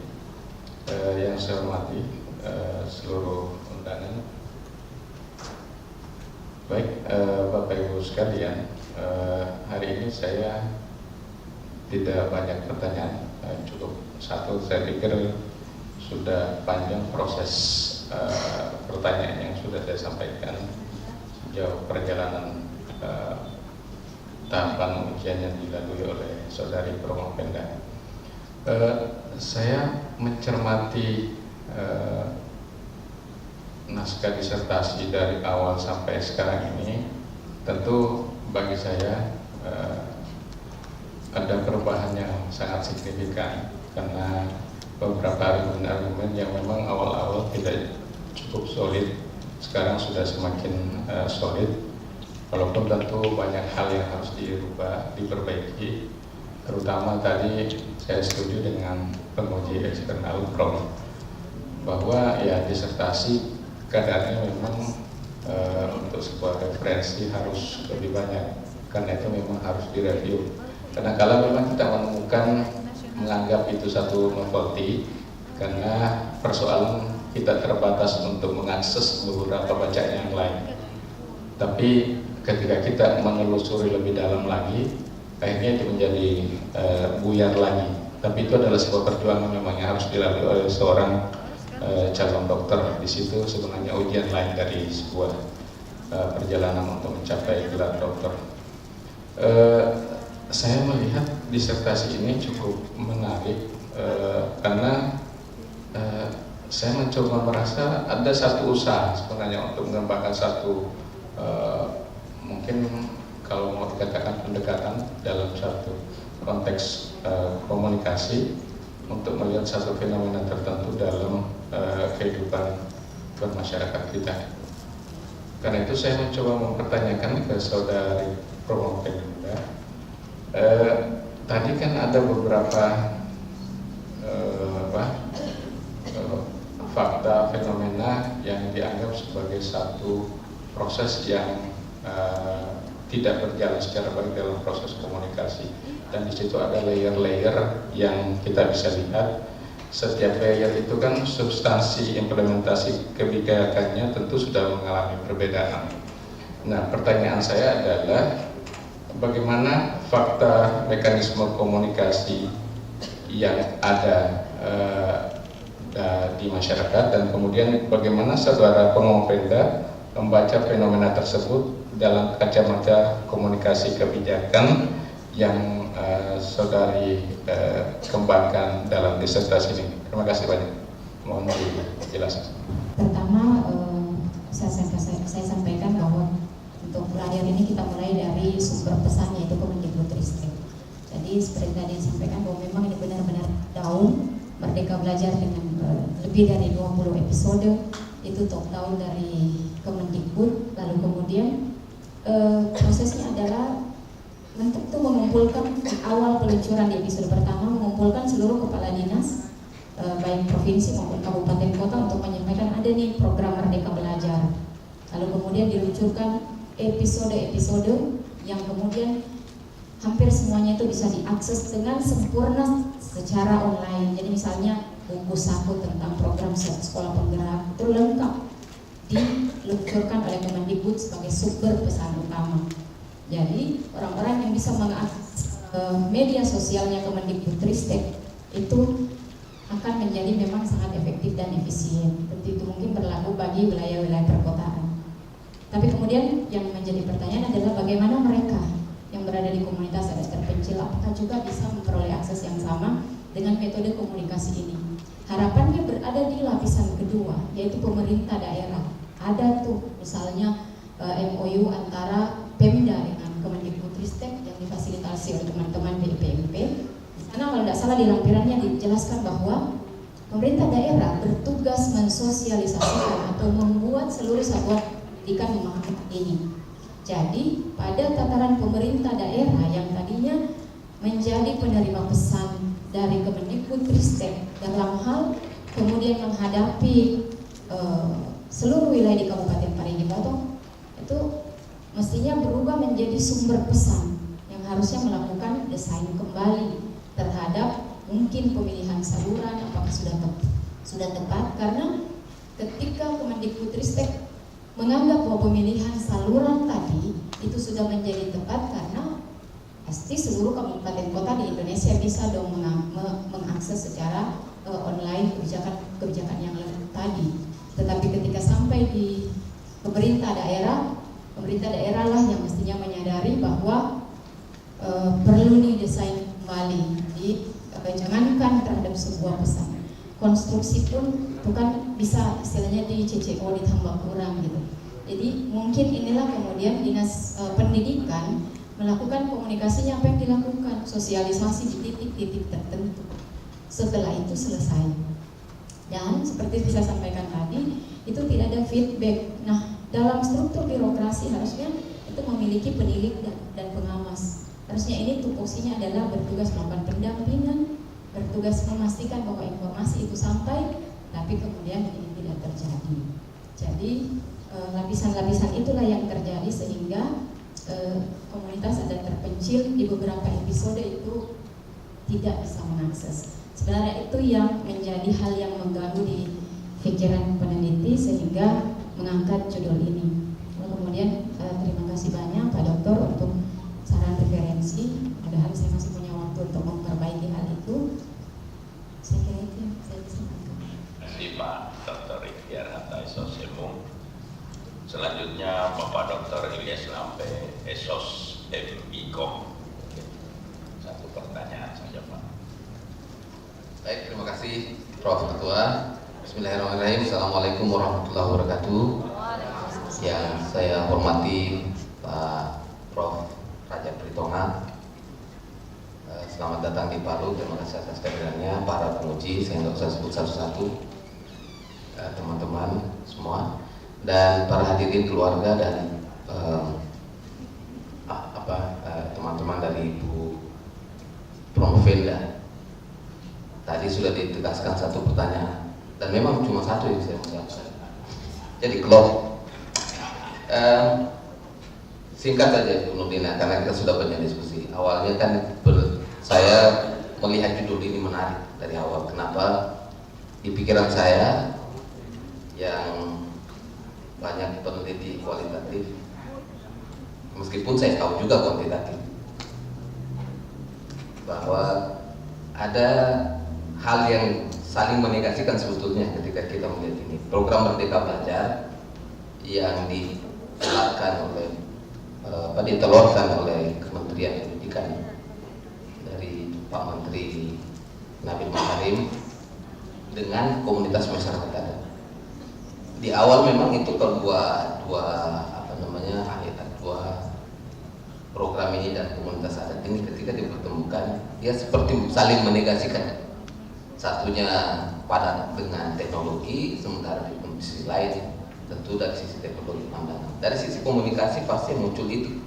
Bagaimana proses implementasi program ini di komunitas yang seolah-olah dalam pikiran kita saling menegasikan. Tentu sisi kebijakannya akan muncul, ya kan? Karena ini kebijakan pemerintah pusat yang harus kemudian dilaksanakan dan diintegrasikan dengan program-program di seluruh unit kementerian yang terkait sampai ke persekolahan dan seterusnya. Nah, sebetulnya dari konsep itulah, dari saling menegasikan itu muncul ini kan tanggung jawab negara ini. Pendidikan itu hak semua warga negara. Negara bertanggung jawab atas itu. Tapi kemudian ketika ada program yang kemudian tidak diimplementasikan, dalam tanda petik ya, tidak terimplementasikan di komunitas adat karena akses yang susah. Tapi tanggung jawabnya kan ke pemerintah daerah, dan Ibu sudah mencoba, Ibu Nurdina sudah mencoba autokritik. Kenapa autokritik? Ibu dulu setahu saya sebelum di Dinas Peternakan, dulu di Dinas Pendidikan. Jadi tahu betul jeroannya Dinas Pendidikan Kabupaten Parigi Motong, apanya yang kurang, dan Ibu mengkritik habis. Mohon maaf kalau ada dari Parigi Motong. Tapi itulah peneliti, sah-sah saja. Dan memang harus ketika menjadi scholars kita harus siap mengkritik dan dikritik. Nah, pertanyaan saya singkat saja, bagaimana pendapat Ibu Nurdina sebagai seorang ASN dan juga seorang calon doktor melihat fenomena bahwa ada hak warga negara di komunitas adat yang tidak dapat menerima haknya karena mungkin saya tidak tahu kesalahannya tadi sudah diuraikan, tapi pendapat Ibu dari sisi perspektif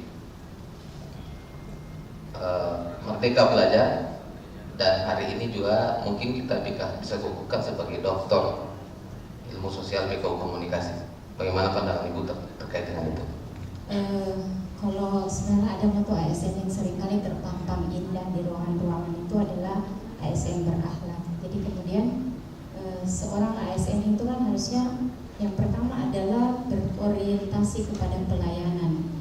Jadi orientasi kepada pelayanan ini kemudian disertai dengan mesti akuntabel, mesti inovatif, kemudian mesti harmonis dan berkolaborasi dengan seluruh sistem yang ada untuk membangun kebaikan bersama lah istilahnya.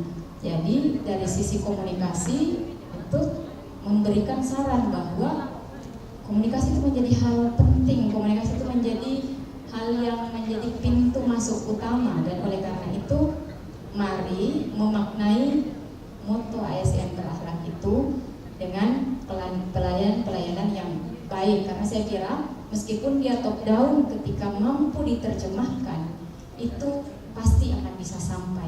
Misalnya guru penggerak itu mungkin bisa dilakukan titik-titik tertentu untuk pelayanan pada saat misalnya dilakukan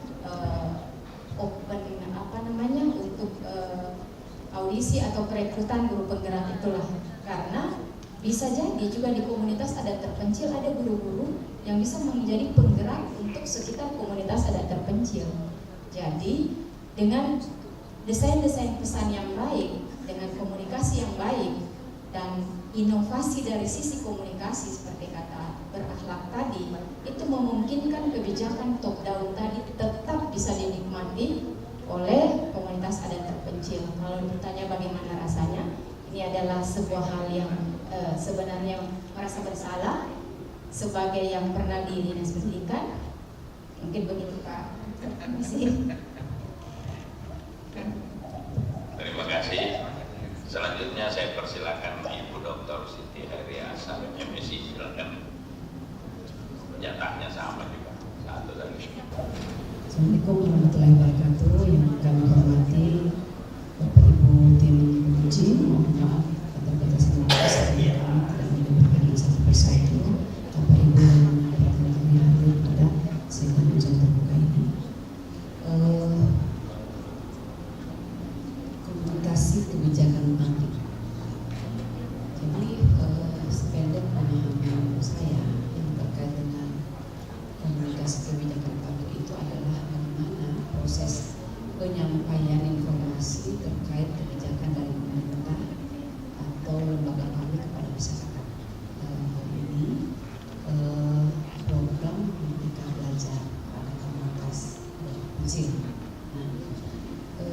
Tujuan utama dari komunikasi ini adalah untuk memastikan bahwa masyarakat memahami kebijakan yang diterapkan, kemudian bagaimana kebijakan tersebut mempengaruhi mereka, kemudian bagaimana mereka dapat berpartisipasi atau melibatkan pelibatan dalam kebijakan tersebut. Jadi mungkin sudah unsur efek dalam komunikasi sehingga mereka terpengaruh dengan kebijakan tersebut. Ini program Merdeka Belajar. Ya. Nah, tentu saja ada beberapa aspek penting dalam komunikasi kebijakan tersebut. Misalkan ada transparansi, kemudian keseluruhan komunikasi, lalu keterlibatan publik, evaluasi dan penyesuaian, kemudian peran media dan penggunaan data dan analisis. Itu beberapa aspek-aspek penting dan aspek-aspek lain. Bagaimana Ibu menyikapi pernyataan seperti ini? Silakan.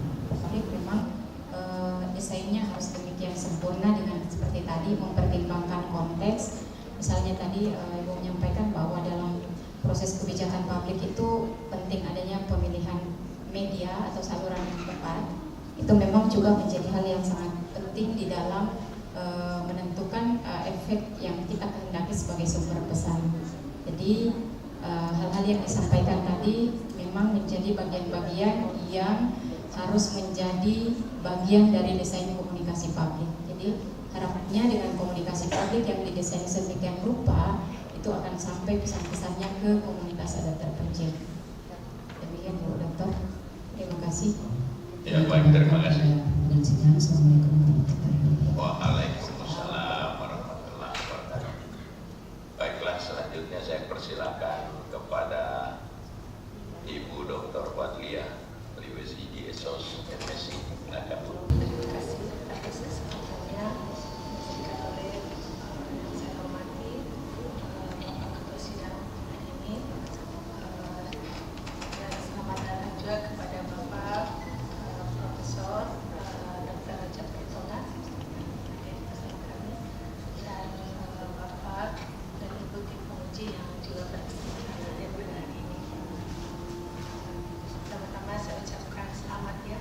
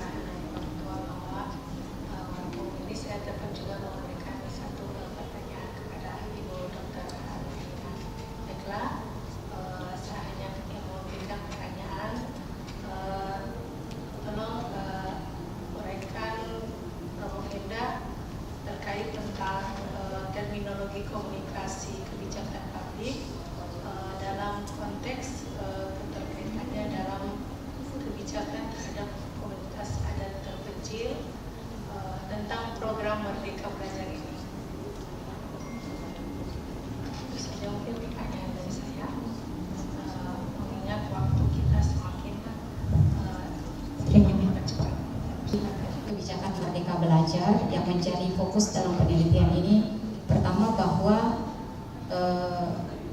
apa yang menyebabkan kemudian bagaimana alurnya munculnya pemikiran-pemikiran kemudian muncul penelitian ini adalah bahwa berdasarkan memang kenyataan di lapangan, komunitas adat terpencil itu selalu seringkali, bukan juga selalu, seringkali tidak terlayani atau terabaikan dalam banyak kebijakan, sehingga kemudian peneliti berpikir bahwa bagaimana mengkaji lebih dalam tentang komunikasi pelajar yang menjadi program utama dari Kemendikbudristek dalam rangka menciptakan kemerdekaan belajar yang konon katanya akan berdampak kepada link and match.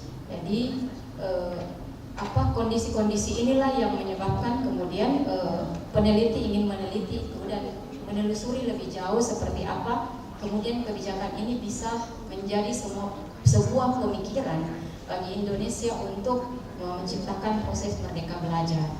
Jadi apakah ini juga kemudian menjadi tepat di seluruh tempat atau kemudian perlu sentuhan-sentuhan lain sehingga apa yang dirumuskan secara terminologi di dalam penelitian ini bisa memberikan efek pada akhirnya kepada penyadaran dan kemanusiaan bagi seluruh dan tanpa menjadi pelayanan yang inklusif di Parigi Motong. Demikian Bu Dokter. Ibu Dr. Badlia. Selanjutnya saya persilakan kepada Bapak Profesor Dr. Muhammad Hairi, MSI MH. Silakan Prof. Siap Pak Direktur. Terima kasih. Assalamualaikum warahmatullahi wabarakatuh. Sudah siang. Saya keluar dari konteks dulu. Ibu Promovenda, ada doa khusus yang Ibu baca sebelum presentasi? Ada doa khusus? Iya. Baik, kenapa saya tanyakan itu, Promovenda? Karena bukan karena saya promotor saudara lalu saya mengapresiasi dari seluruh ketenangan, sistematik, dan juga bagaimana Promovenda mempertahankan argumentasi. Luar biasa menurut saya dari masukan, kritikan dari para pemuji, dan Ibu berusaha bertahan dengan itu. Bagi saya itu sesuatu yang memang layak disandang oleh seorang kandidat doktor. Begitu.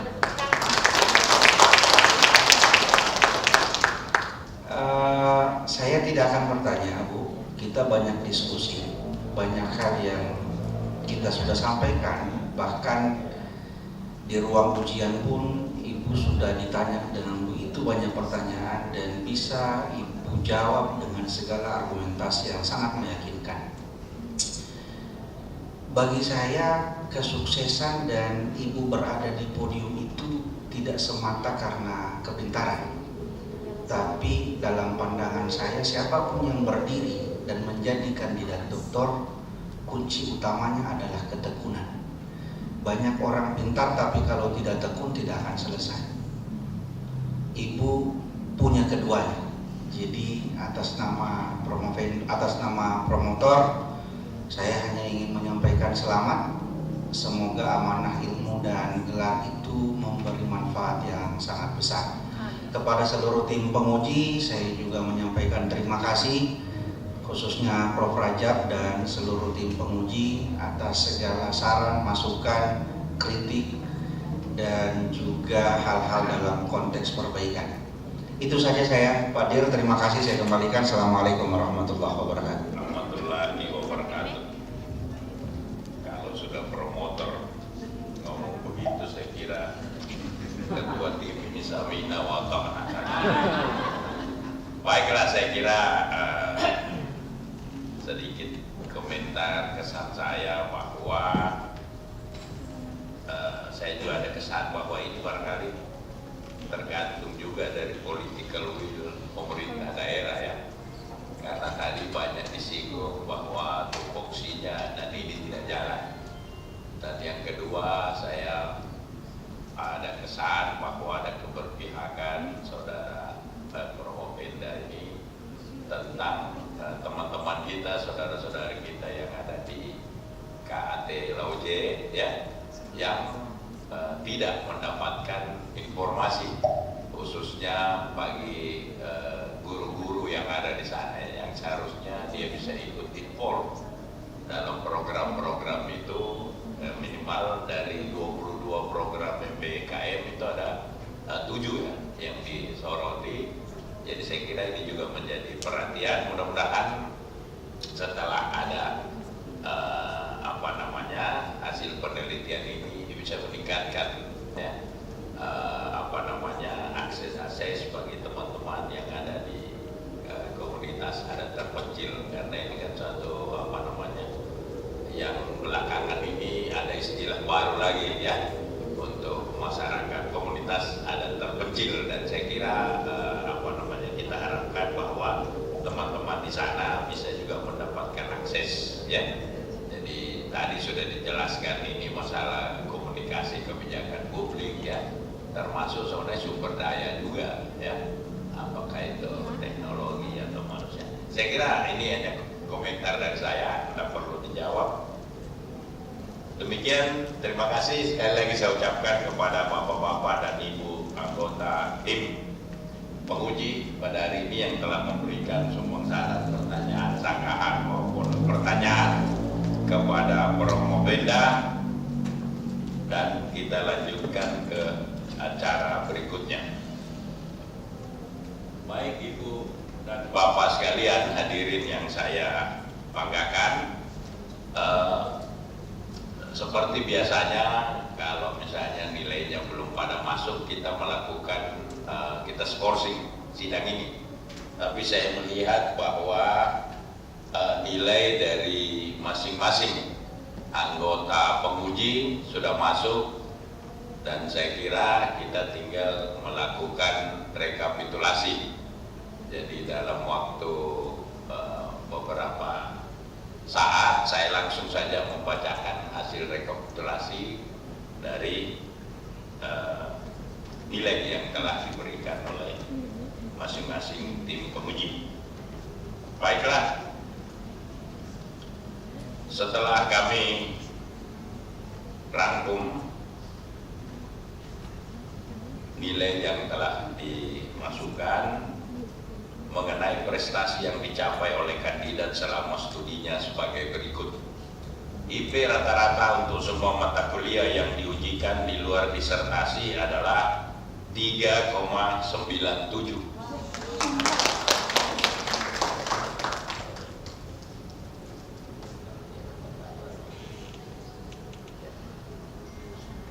Disertasi sebagai hasil karya tulis dan penampilan dalam redenasi ilmiah diberi nilai A, sehingga IP kumulatif menjadi 3,99.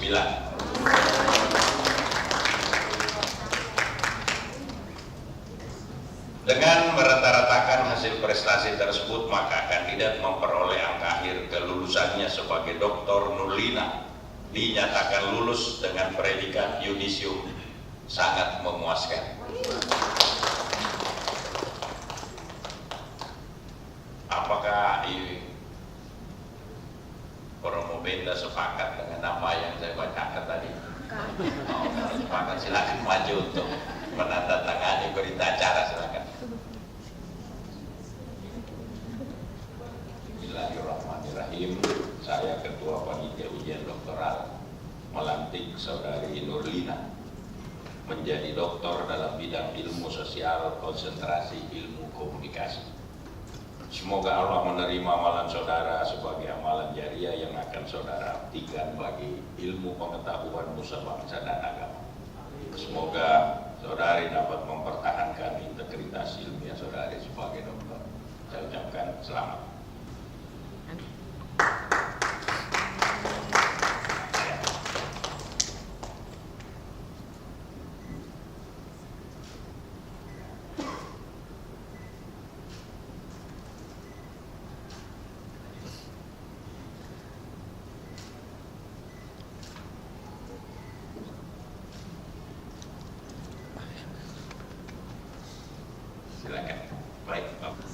sebelum kita akhiri sidang ujian promosi ini, saya persilakan Ibu Dr.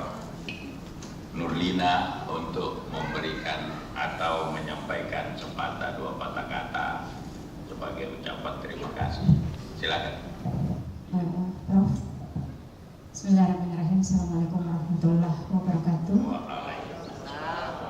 Alhamdulillah, syukurillah, wala haula wala quwwata illa billah.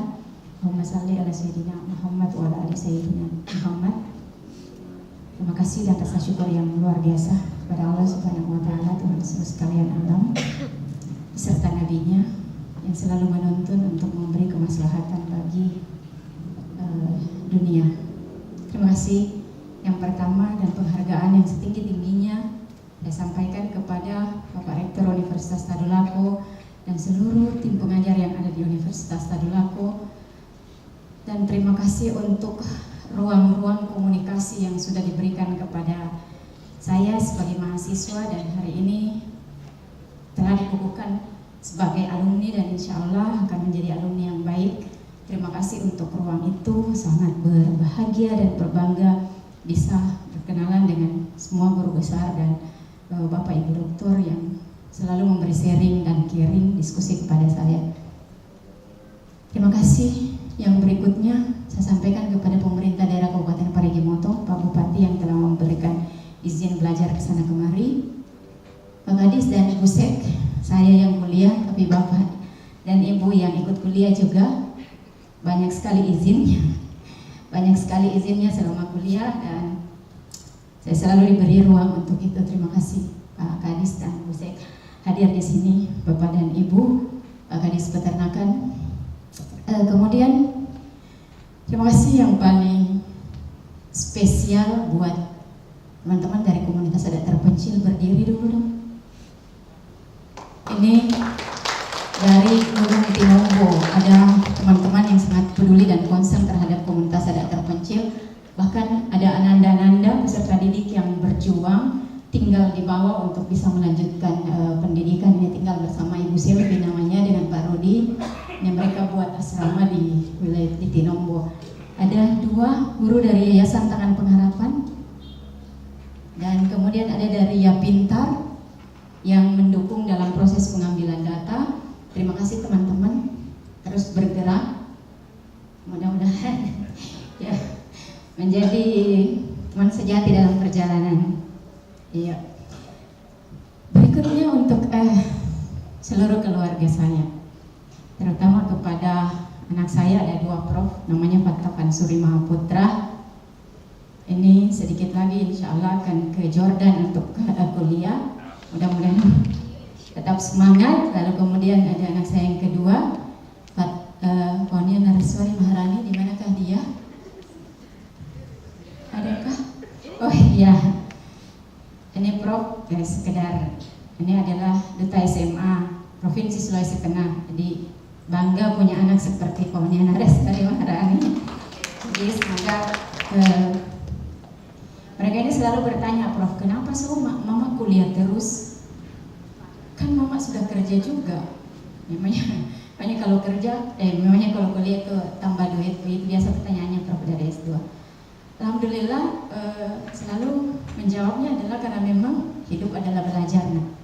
Jadi itu yang menjadi komitmen kita. Jadi 2 anak saya ini Prof selalu menjadi teman diskusi sudah besar-besar. Terima kasih untuk kehadirannya di dunia, menemani Mama dalam kehidupan ini. Kemudian ada kakak saya yang paling sulung, ini yang selalu menyertai saya, mendoakan dan seterusnya. Terima kasih untuk seluruh keluarga, teman-teman dari dinas, teman-teman angkatan, semuanya. Terima kasih atas ruang-ruang yang sudah diberikan. Assalamualaikum warahmatullahi wabarakatuh. Waalaikumsalam. Kepada Ibu Doktor yang baru kita fresh from the open ya. Baiklah Ibu Bapak yang hadirin sekalian, keluarga dan juga Pak Kadis dan Bu Sek, terima kasih sudah bersama kami. Bapak Ibu tim penguji, dengan mengucapkan alhamdulillahirrabbilalamin, sidang ujian terbuka promosi doktor pada hari ini saya nyatakan ditutup. Demikian, wabillahi taufiq wal hidayah. Assalamualaikum warahmatullahi wabarakatuh.